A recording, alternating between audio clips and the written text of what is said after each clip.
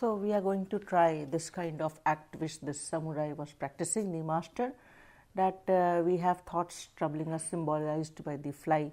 But the point is that if you don't let them trouble you, then transformation begins. Maybe I can think of it this way, that when we let the thoughts trouble us, it's black and white, that is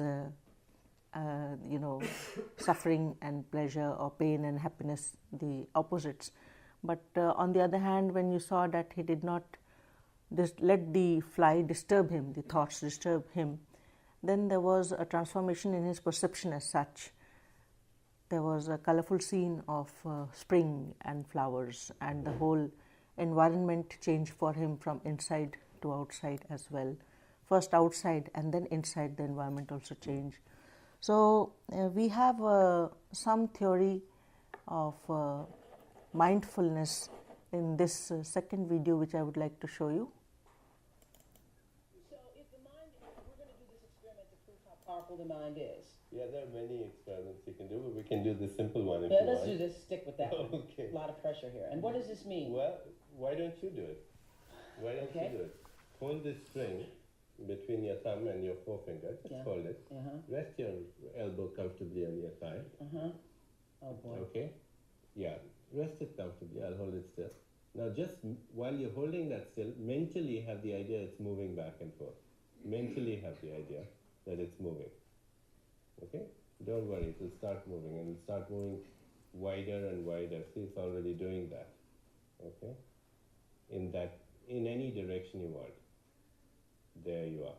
Now once it's doing that, just change the idea in your mind that instead of swinging it like that, it's going to start swinging like this, in a different direction. Oh my heavens. See? Now, mentally have the idea that it's going to start making circles. Just mentally have the idea it's going to start making circles. There you are, see? Circles. Now bigger and bigger circles.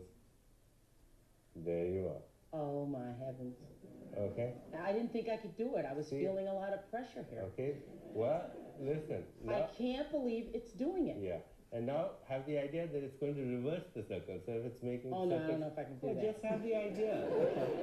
Just have the idea. That it's going to reverse the circle. Yes. Just keep that idea in your mind. You see, your expectancy determines outcome. And as long as you're not attached to the outcome will be guaranteed. Okay. Whenever we fulfill a desire, whatever that desire is, certain things happen. Number one, we expect a certain outcome. Oh, it just There switched. you are. It See? just did it. See? I can't. And this is living proof that every cell in your body is eavesdropping on your internal dialogue.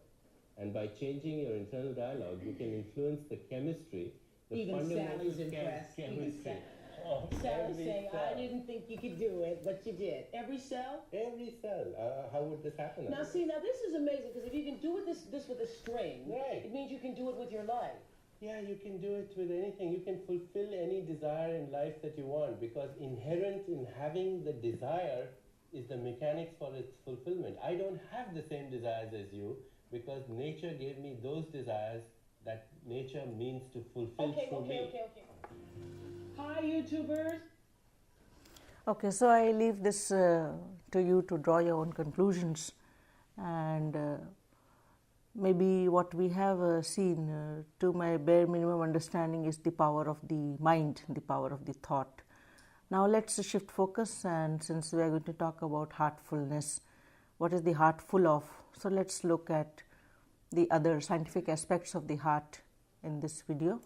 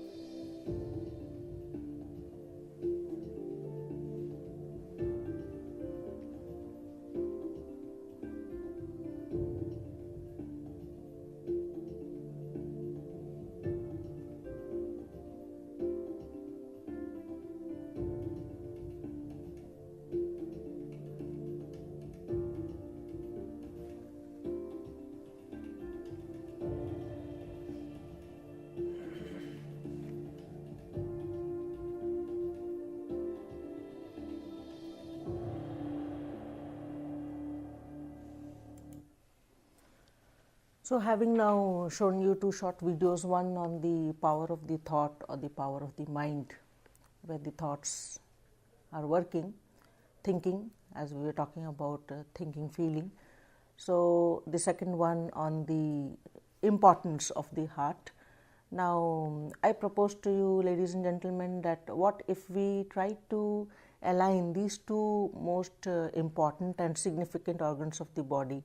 Let's say the mind, which is a discriminating organ, which allows us to discriminate between right and wrong, ethically speaking, and the heart as the organ which is the seat of the willpower, where the willpower resides.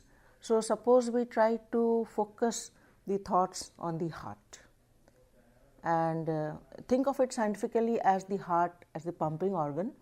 And so if we are giving the highest thought and focusing it on the heart, assuming that when the heart as a pumping organism is pumping oxygenated blood to the rest of the body, the entire cells of the body, so that positive thought is emitted and it's transmitted to every cell of the body. Now let's tell you about heartfulness and this institute, Heartfulness which is set up in 1945, recognized by the United Nations as the non-profit organizations, 1945, 2 years before our independence. So, what we do as an institute is we have various connect initiatives or connect programs where we try to connect the people, and I think what we try to do is we connect everyone to each other, or one to one or one to many or whatever, through this act of meditation on the heart. So, let us say that what we have seen is two parts of the human physiology. The mind first, because it's the mind we value the most as Homo sapiens sapiens, the man, the thinking animal, because that has put us highest on the evolutionary ladder. We have most of the times neglected the heart, except when we come to know some facts as this video was shown.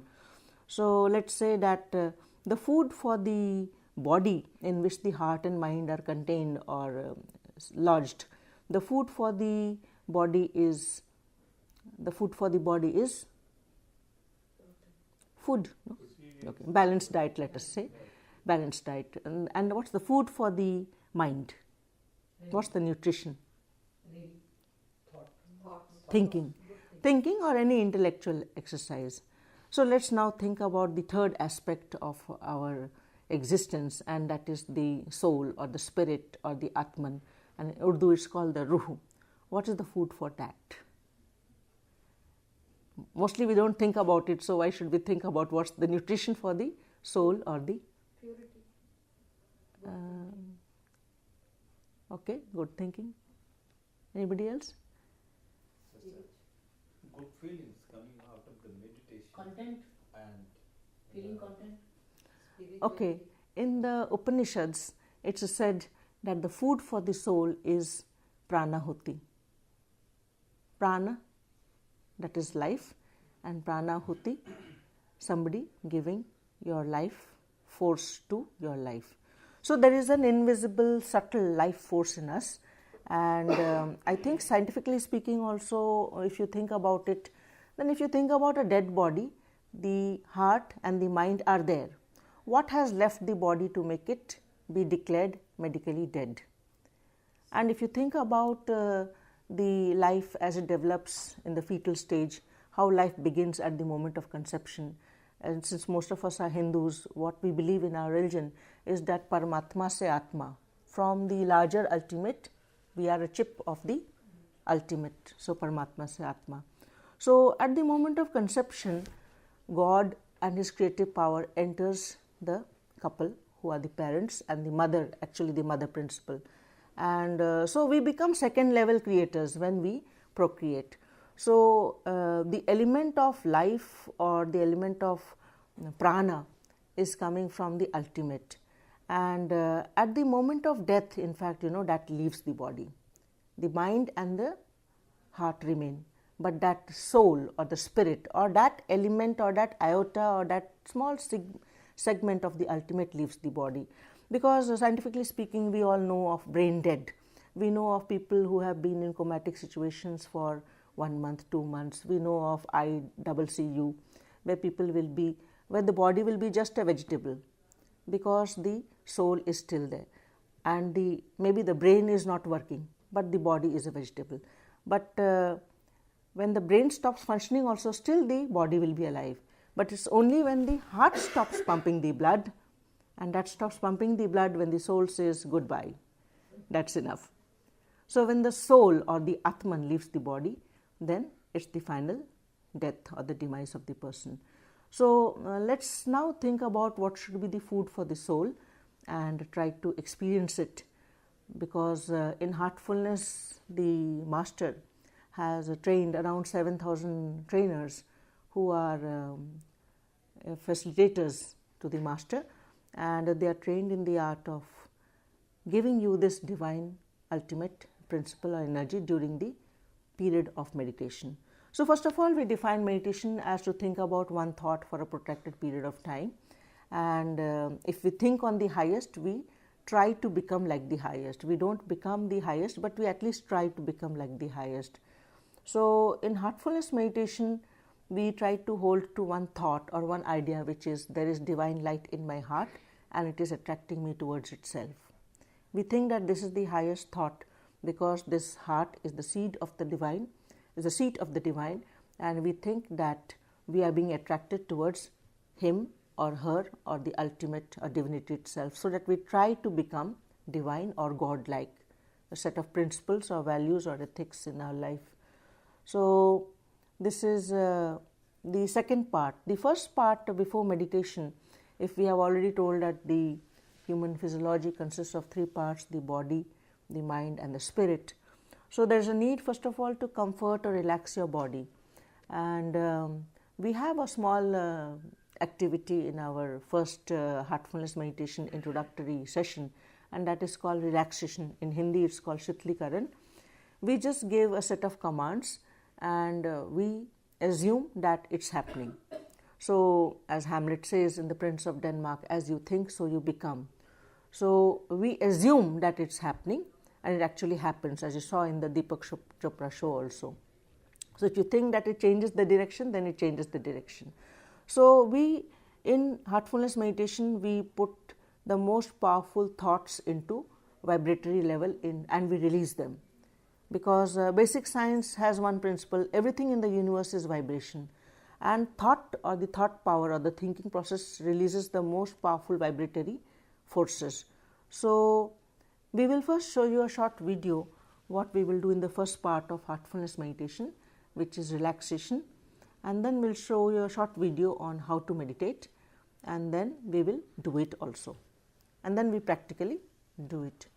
So instead of explaining to you, I'll just show you this video on the first part, 3-4 minutes, and then we will meditate in the heartfulness way for at least 20 to 25 minutes until the trainer, Professor Rosalind Pearmain is a heartfulness trainer since 1978.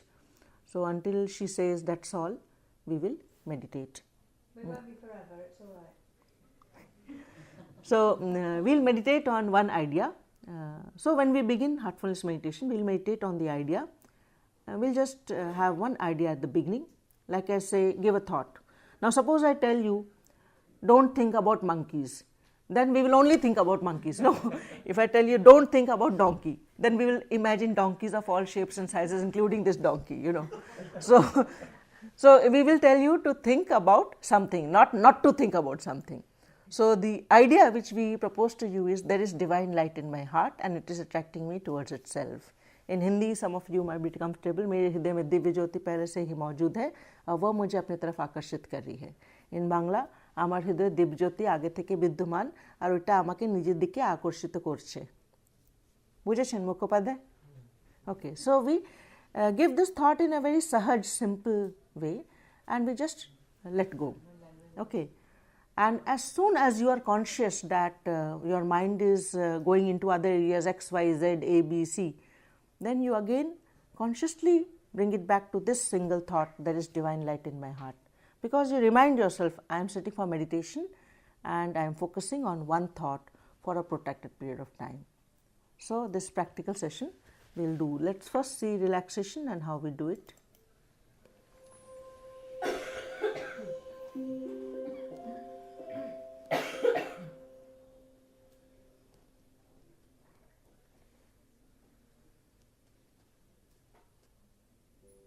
Hi everyone.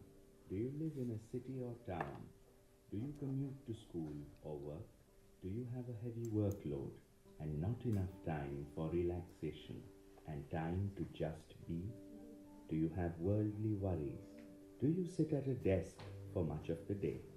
Chances are that if you have answered yes to any of the above questions, you are sometimes stressed and your body tenses in certain places as a result. Most of us don't take the time during the day to relax and let our bodies unwind. This simple relaxation method only takes a few minutes and can be done at any time of the day and anywhere.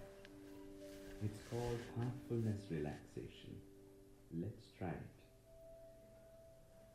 Sit comfortably and close your eyes very softly and very gently. Let's begin with the toes. First move your toes. Now feel them relax. Relax your ankles and feet. Feel energy move up from the earth, up your feet to your knees, relaxing the legs. Relax your thighs. The energy moves up your legs, relaxing them.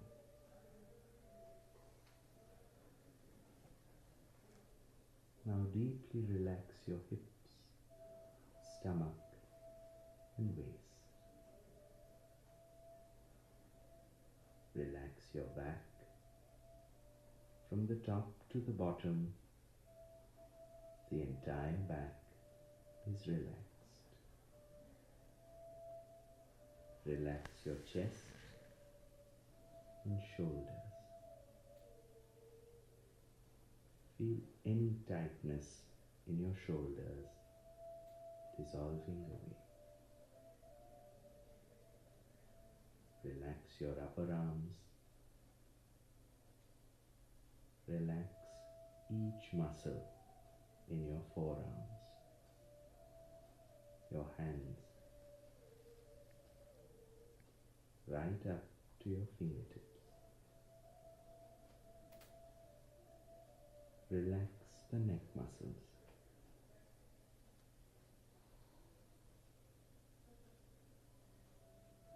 Move your awareness up to your face. Relax the jaws, mouth, nose, eyes, earlobes, facial muscles, forehead, all the way to the top of your head. Feel how your whole body is now completely relaxed.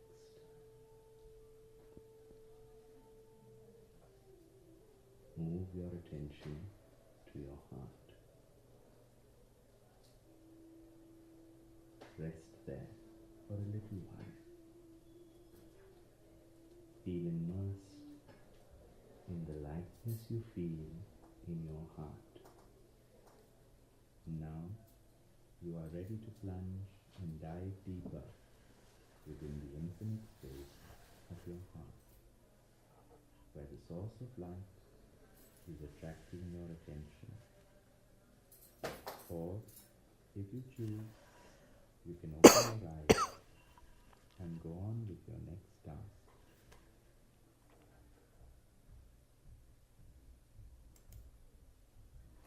So we'll just see this short video and then we go into the actual practice of heartfulness meditation.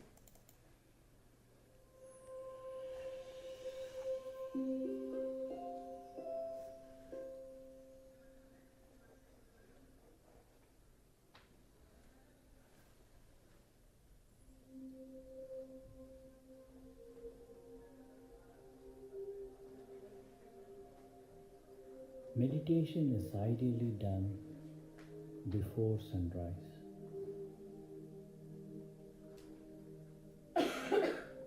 Sit comfortably, gently close your eyes and relax. Gently make a supposition that there is a divine light in your heart. Do it in a quiet, simple and natural way without forcing your mind.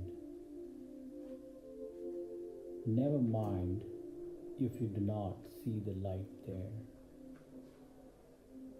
Try to be unmindful of the thoughts arising at that time. If your mind wanders, gently bring your attention back to your heart. Meditate for 30 minutes to an hour. After the meditation, observe your inner state for a few minutes.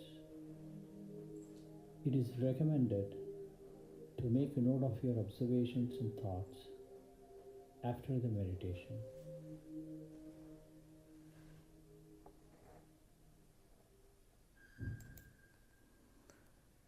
So now we will do the relaxation, and from relaxation, guided relaxation, we will go into meditation.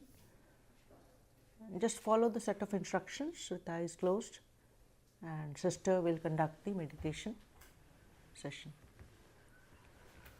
So slowly and gently close your eyes. Relax.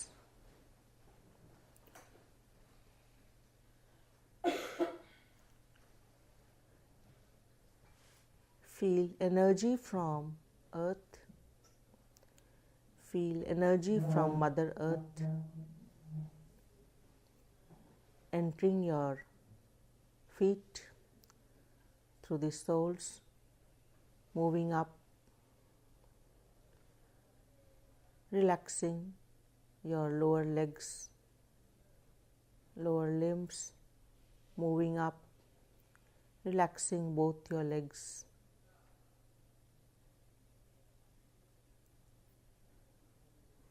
Both your legs are now relaxed.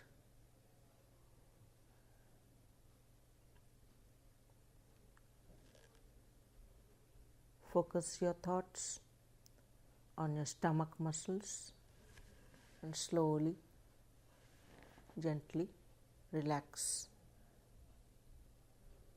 the front part of your body, your stomach, your chest is now relaxed.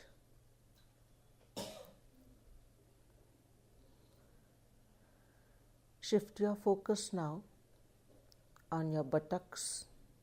Relax any tension, any tightness. Feel comfortable. Move up till your shoulder blades and assume your entire back is completely relaxed.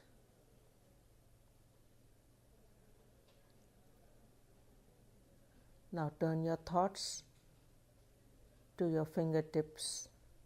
Relax your hands.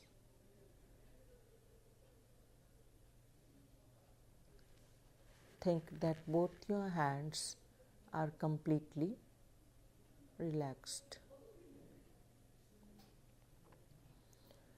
Now focus your attention on your neck. Relax the neck muscles.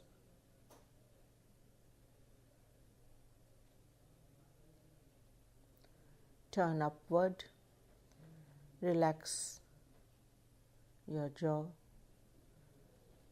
Relax your jaws, your mouth, your lips, your nose, eyes, forehead, head. Your entire face is completely relaxed. Now slowly and gently focus your thoughts on your heart and assume,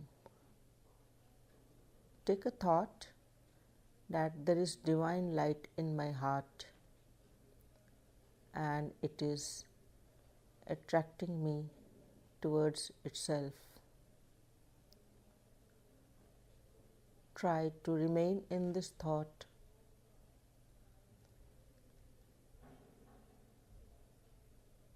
If other thoughts disturb you, consciously focus on the single idea, there is divine light in my heart and it is attracting me towards itself. Let's meditate.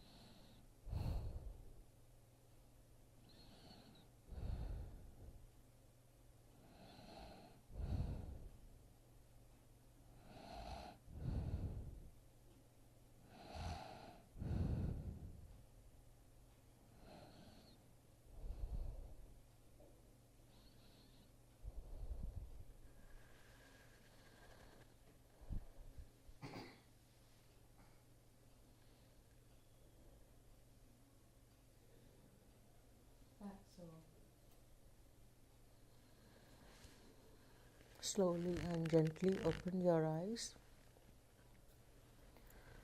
wiggle your toes, and come back to the present.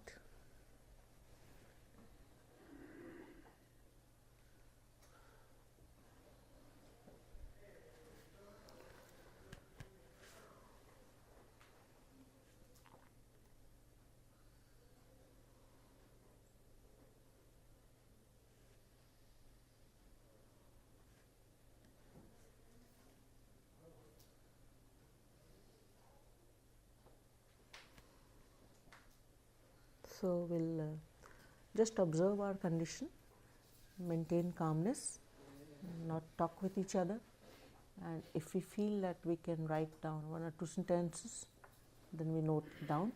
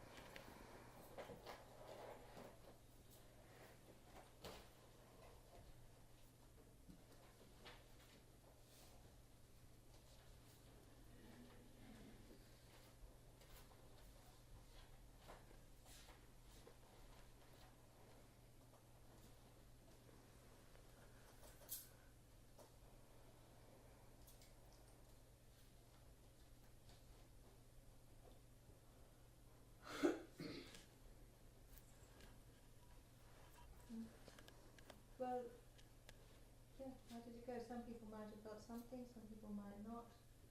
Whatever happened is fine. Anybody want to share anything or say anything or ask?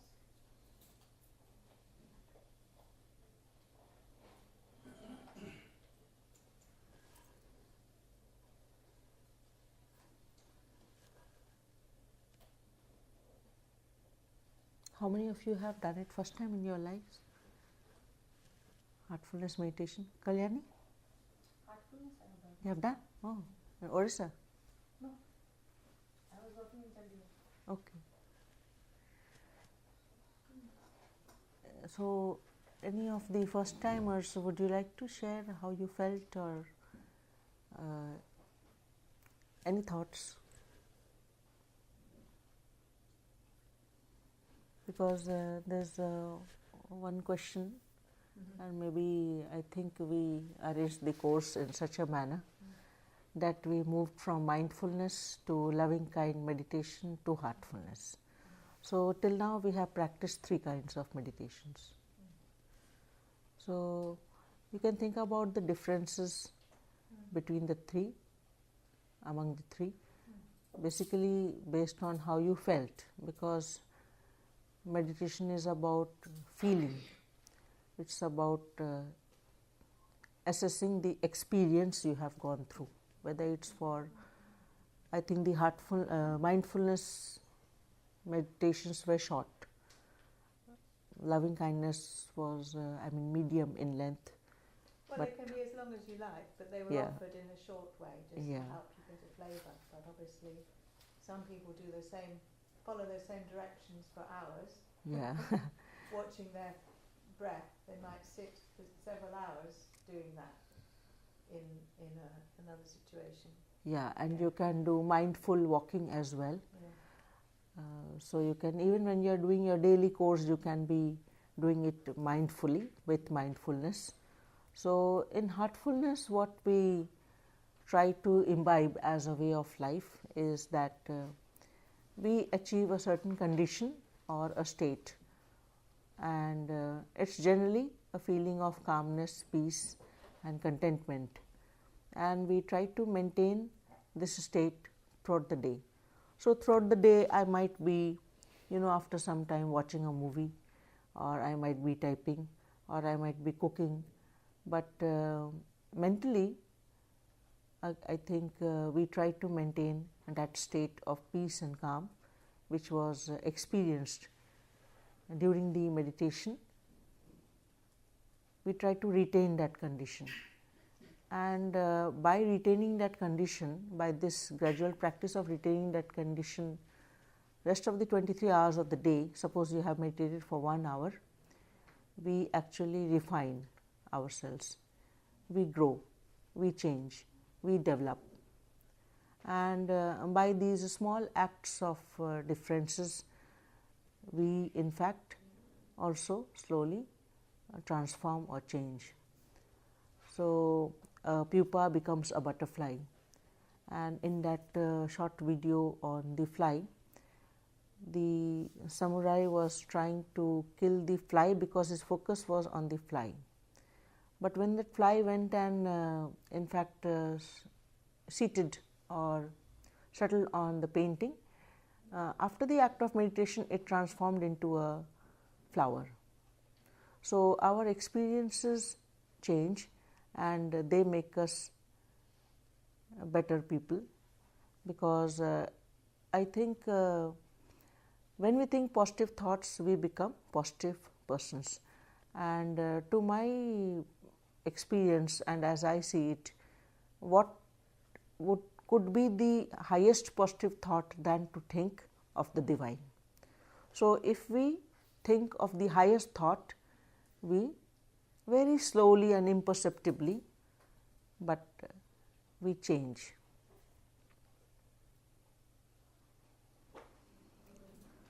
So the pupa into the butterfly is metamorphosis, but in heartfulness meditation we are talking about transformation. It's a slow change, it may take 10 years, 20 years, whatever, but what aids us in this transformation or change or development into nicer, finer, kinder, loving individuals, because they are taking care of the inner self, an inner force which is leading you from within, that is the soul, is the most specific and the unique aspect of heartfulness practice, of heartfulness way of meditation, which is called the pranahuti or yogic transmission.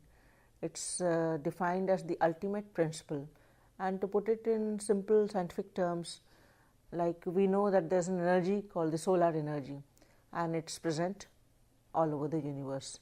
When it's night time, it's not that there is no solar energy, except for the geographical fact that the sun is facing the other side, but in the night time also the solar energy is there.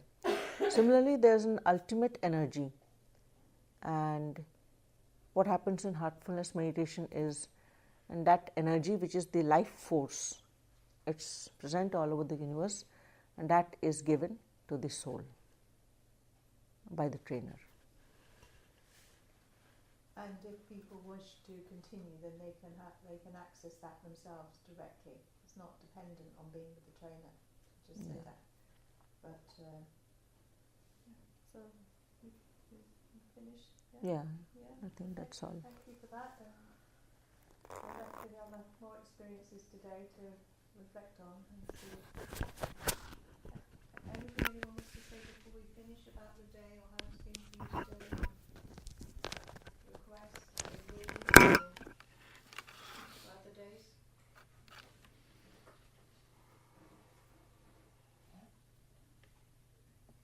Nobody has uttered a word after meditation except for me and you. So that kind of silence is actually embodied into our body.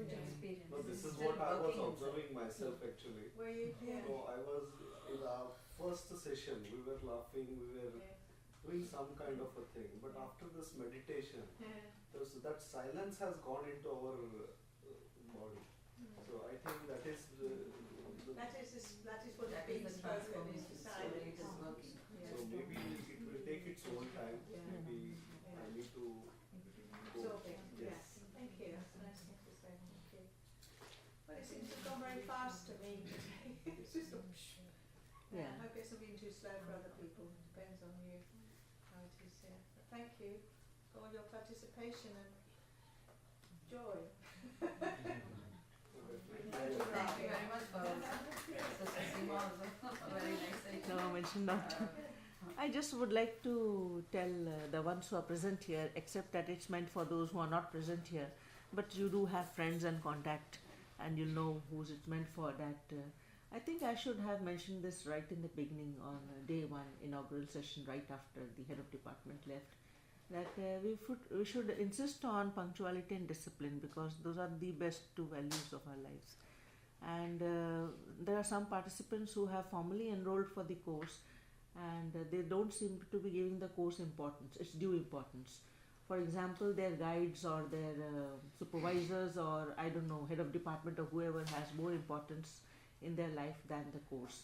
So I would like to be communicated to these people that maybe they may not get their certificates, because we all enroll for a course to add value to ourselves. I think if we cannot add value to our life, to our way of living, to our way of thinking, the way we are trying to move forward in life, if we do not do justice to those few hours.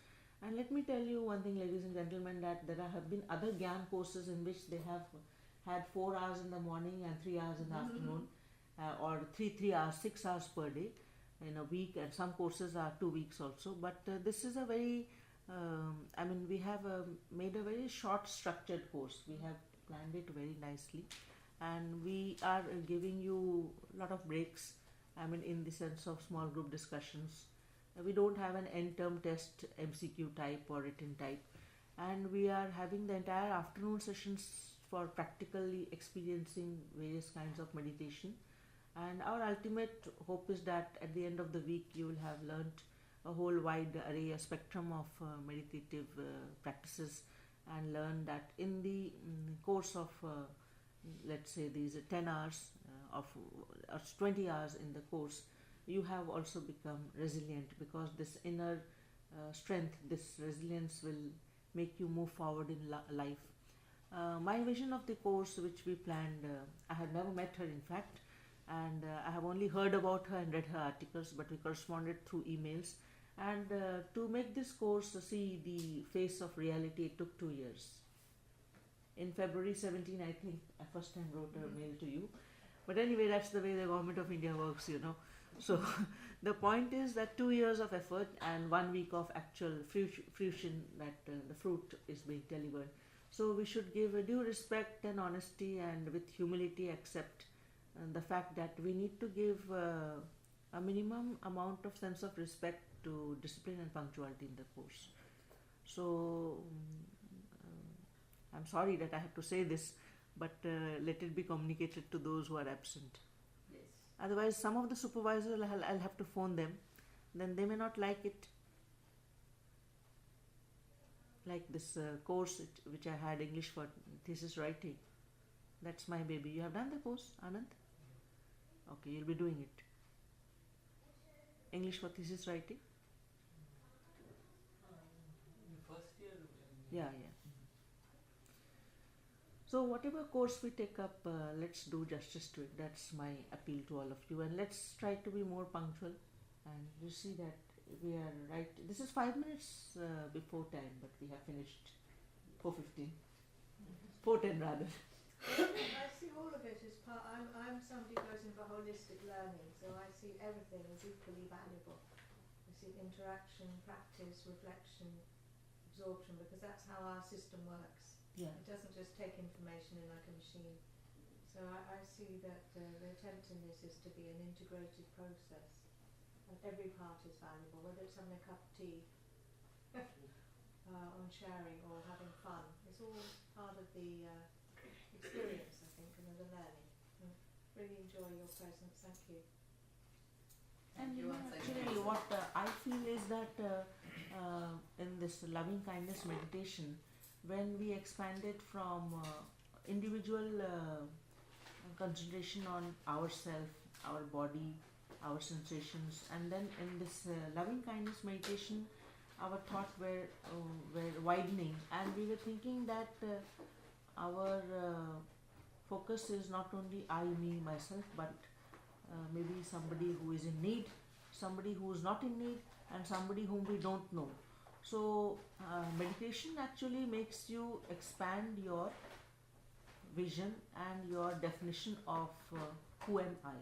So I am not only, this, but I include all those who are known to me, who are not known to me, and including, I would say that to such an extent that one of the masters said that we do not think, by this practice of meditation, we expand our consciousness and our levels of understanding or defining things to such a level that I would not think about the next planet, but I would think that the galactic systems, the universe, everything is ours, and we need to take care of that as well as I take care of myself.